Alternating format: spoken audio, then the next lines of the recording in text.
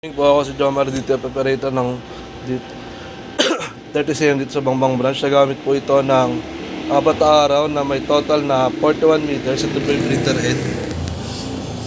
Palit po ito noong April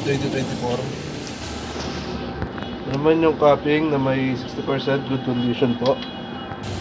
Head clean.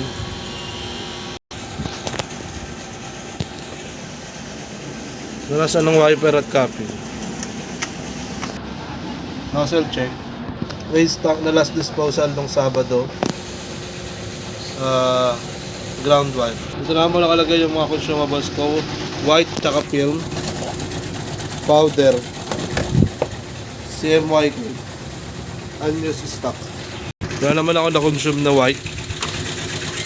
Same as black, magenta, yellow. Pero sa Cyan isa. No barcode siya. Wala sa film at powder. Daily output. Yun lang, salamat.